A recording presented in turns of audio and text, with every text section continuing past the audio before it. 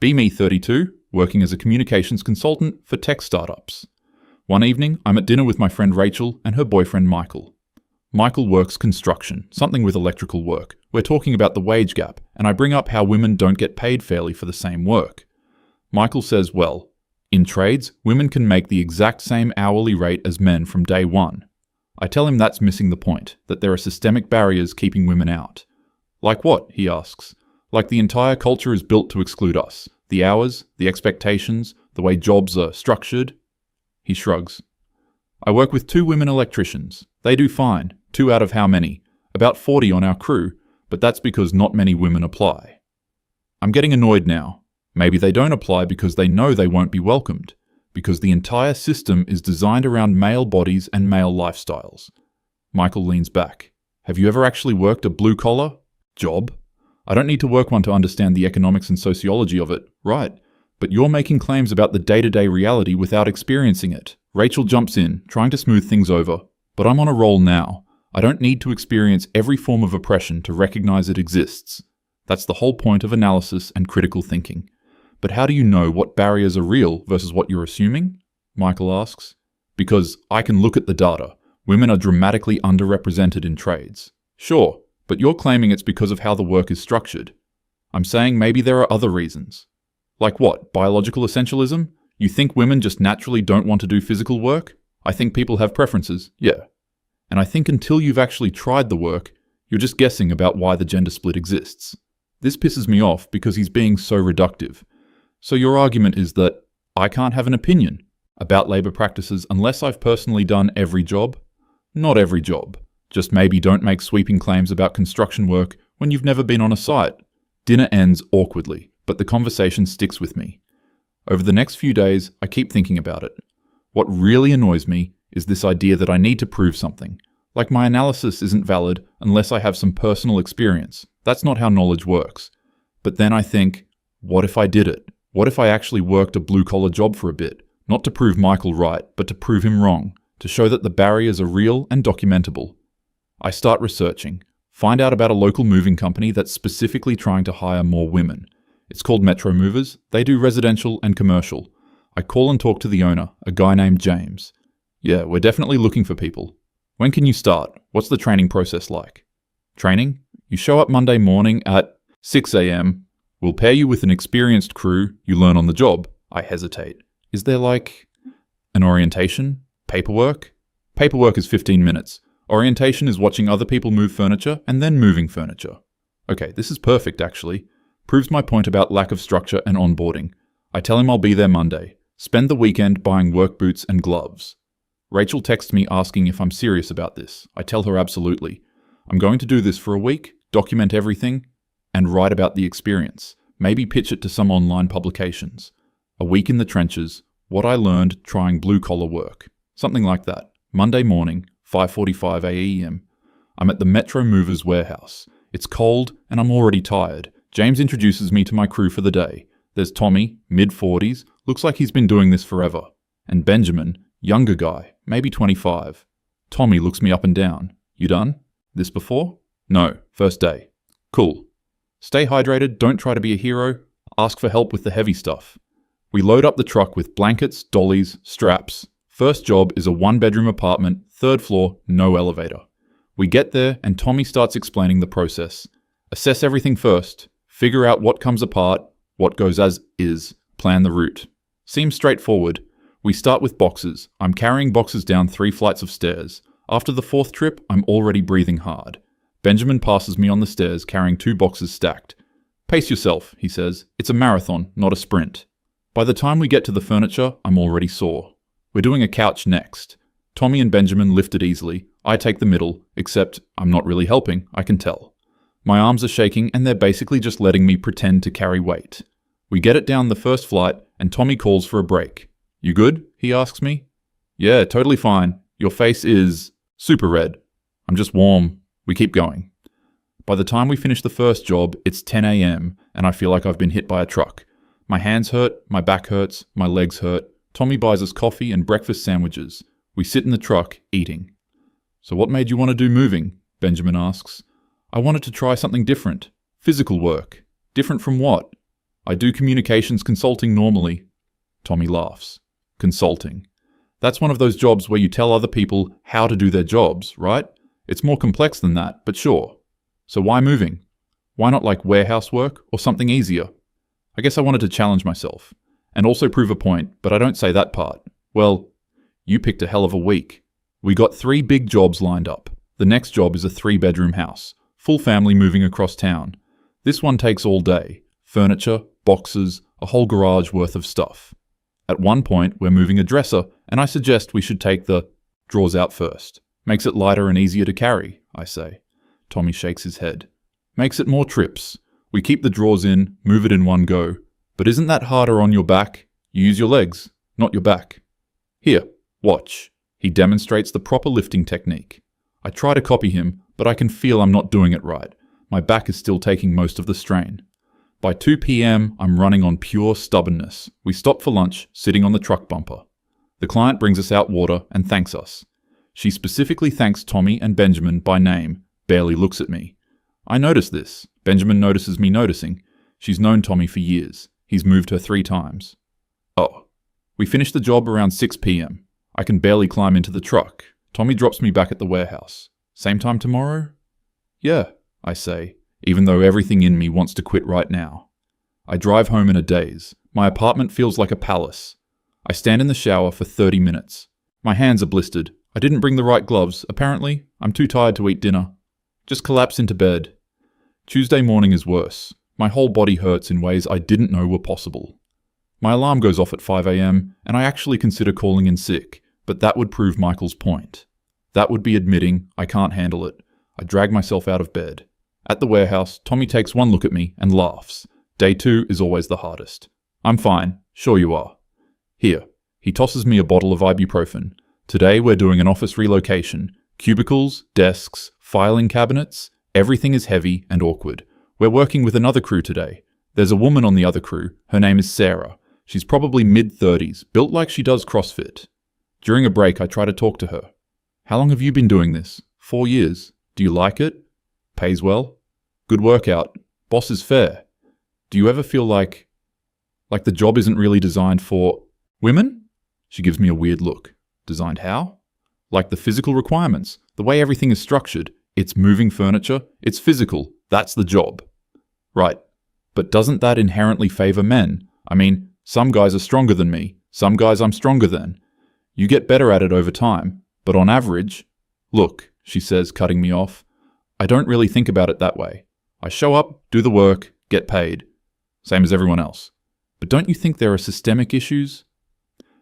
I think you're overthinking it. She walks away. I'm annoyed by this interaction. She's participating in her own marginalization without even realizing it. The rest of the day is brutal. At one point, I drop my end of a desk. It's not a big deal. Nothing breaks. But Tommy has to quickly adjust his grip. You okay? He asks. Yeah, sorry, my hands just slipped. Take a minute if you need. I'm fine. But I'm not fine. Every part of me hurts. And I'm starting to realize I'm not actually contributing that much. Mostly I'm moving boxes and the lighter stuff. Tommy and Benjamin and the other guys are doing all the heavy lifting. Literally. Wednesday I wake up and I can barely move my arms. Seriously consider quitting. Text Rachel. This is insane. My whole body is destroyed. She texts back. You don't have to prove anything. Just stop if it's too much. But that feels like giving up. I show up to work. James is at the warehouse today. He pulls me aside. How you holding up? Good. Fine. Tommy says you're working hard. Thanks.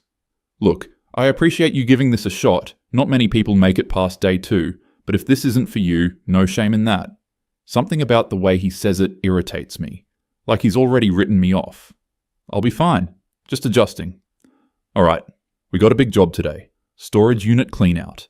The storage unit is a nightmare. It's a 10 by 20 unit, packed floor to ceiling. Someone's entire life in boxes. We have to move it all to a truck, drive it to a donation center. It's hot, dusty, and everything weighs a ton. Old furniture, boxes of books, random junk. I'm trying to keep up, but I'm so slow. Every trip to the truck takes me twice as long as Tommy or Benjamin. At lunch, we're sitting in the shade. Benjamin asks me, so what's your plan after this week? What do you mean? Like you going back to your consulting job? Yeah, this is just temporary. I wanted to try it out. Tommy jumps in. Can I ask you something? And don't take this the wrong way. Sure, why are you really doing this? Because you seem miserable. I bristle. I'm not miserable. It's just hard work. Right, but you got a good job already. Why put yourself through this? I decide to be honest. I wanted to understand the barriers women face in blue-collar work. They both look at each other. Benjamin speaks carefully. What barriers? The physical demands, the way the job is structured, the culture. Tommy sets down his sandwich. Okay, I'll bite. What about the culture? Well, it's a male-dominated field. That creates certain dynamics. What dynamics? Like expectations, assumptions about who can do the work. You mean like me assuming you're strong enough to move furniture? Kind of, yes. Tommy laughs, but not in a mean way. But you're not strong enough. Yet. That's not an assumption, that's just reality. Right, but that's because the job is designed around male bodies. Benjamin leans forward. How would you design it differently? I haven't really thought about this specifically. Maybe smaller loads, more trips, better equipment? We have equipment, dollies, straps, lifts. You've seen us use them, but the default is still manual lifting. Because that's literally the job, Tommy says. Moving things from point A to point B. How else would you do it? I'm saying maybe the job itself is structured in a way that excludes people. Tommy looks genuinely confused now. But people hire us to move heavy stuff. That's the service. Should we just not move heavy stuff? You could use more equipment, more automation. That costs money, which means we'd have to charge more, which means we'd lose clients. Benjamin adds, and even with equipment, someone has to operate it. Someone has to lift things onto the dolly. Someone has to navigate the stairs. I understand that. I'm just saying the barrier to entry is really high. Tommy nods slowly. Yeah, it's hard work. That's why it pays decent. If it was easy, everyone would do it. But doesn't it bother you that it's almost all men? Sarah seems to do fine, Benjamin says. One woman out of dozens of men. So what's your solution? Tommy asks. Should we hire people who can't do the work? No, but because that's what it sounds like. You're saying the job is too hard, but the job is what it is. We can't change physics. I'm getting frustrated because they're missing the point. I'm talking about systemic issues, about why women don't enter these fields in the first place. Maybe because it's hard and they don't want to, Benjamin suggests. Or maybe because they're socialized not to see it as an option. Tommy shrugs. Could be. But once they're here, once they try it, it's the same for everyone. You show up, you move stuff, you get paid. But the showing up part is harder for some people. Sure. But that's true for everyone in different ways. I got arthritis in my knee. That makes it harder for me. Should the job change because of that? I don't have a good answer. We finish lunch in silence. The rest of the week is more of the same. Brutal, physical work that I'm barely keeping up with. By Friday, I'm running on pure spite. My body has adjusted slightly, but I'm still the weakest link. Our last job of the week is a big one. 4-bedroom house, full family, lots of stuff. We're working with a full crew. Sarah's there again, plus a few other guys I haven't met. One of them is named Leo, older guy, probably late 50s. We're in the truck during a break, and somehow we get on the topic of pay. I mention the wage gap. Leo raises an eyebrow. What wage gap? We all get paid the same hourly rate.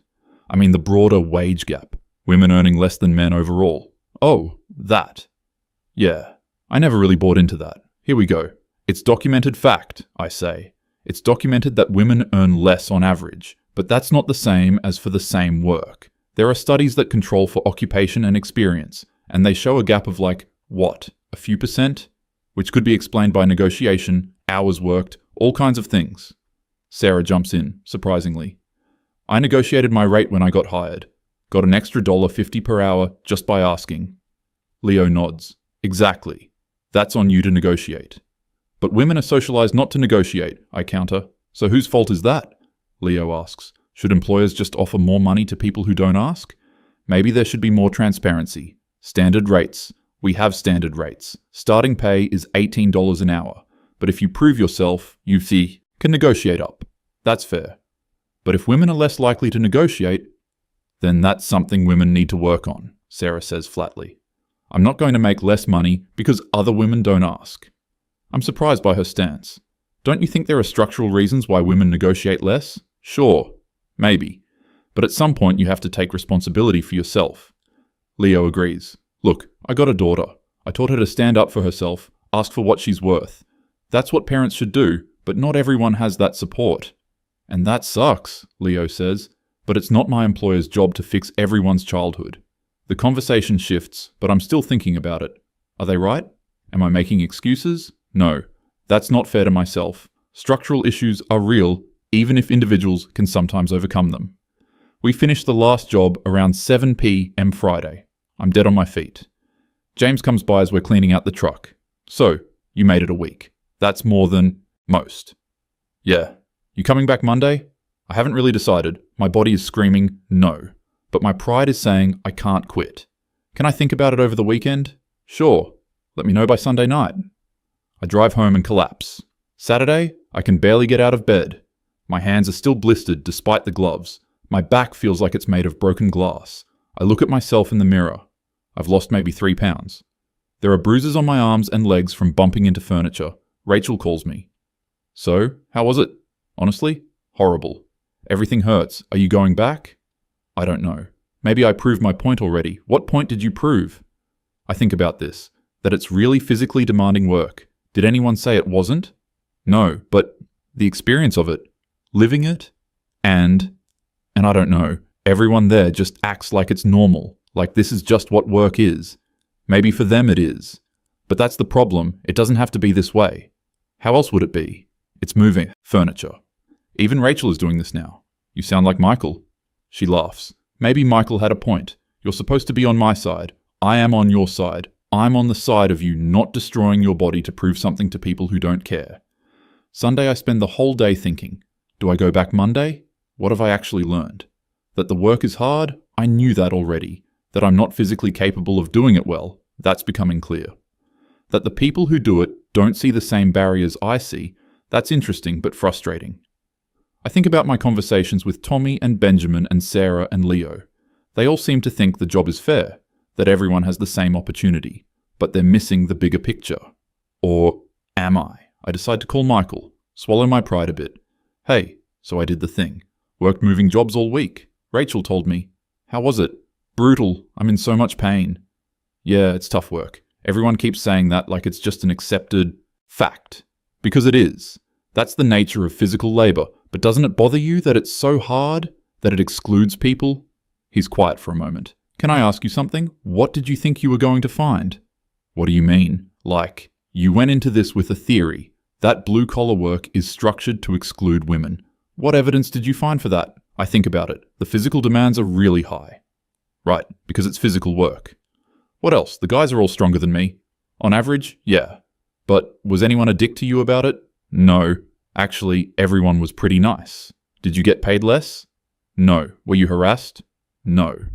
So what was the barrier? I'm getting annoyed again. The barrier is that I literally cannot do the work as well as the men. Okay?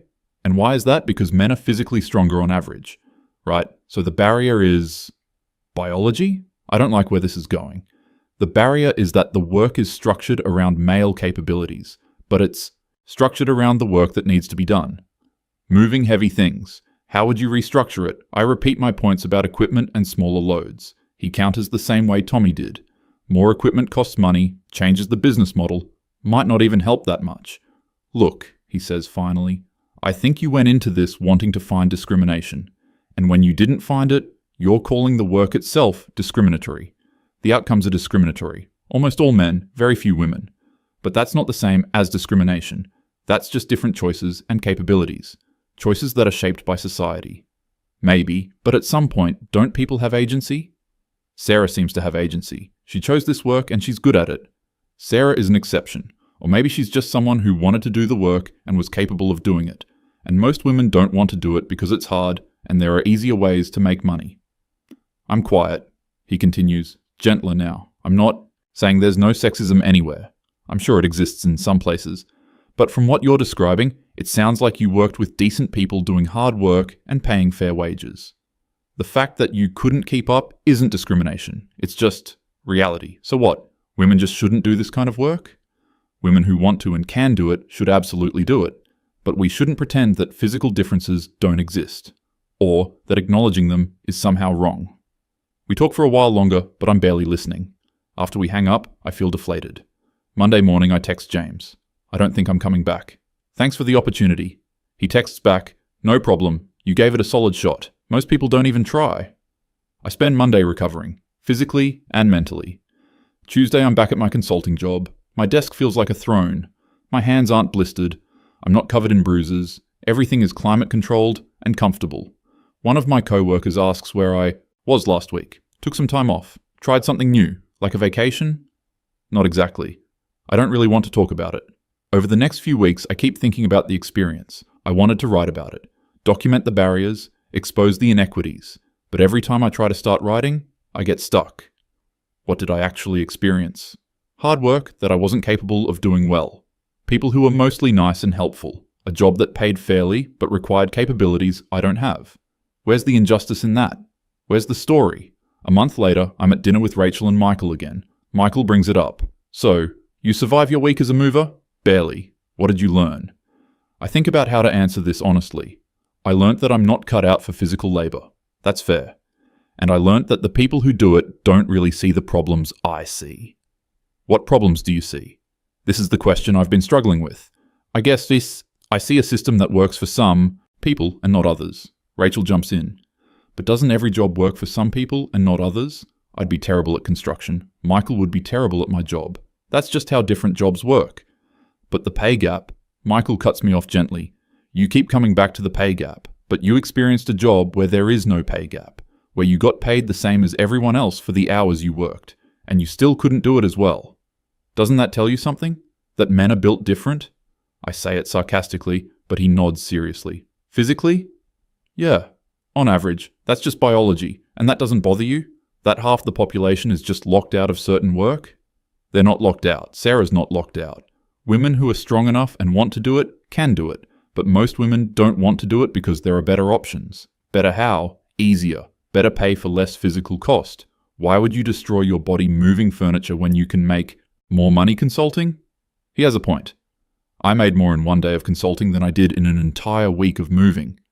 Rachel adds, and honestly, thank God for that. Can you imagine if the only way to make money was physical labor? We'd all be screwed. Michael laughs. Speak for yourself. But he's smiling. The conversation moves on, but I'm still processing. Over the next few months, I think about it less and less. But sometimes I'll see movers working, or construction workers, or any kind of manual laborers, and I'll remember that week. The pain, the exhaustion, the feeling of being completely out of my depth.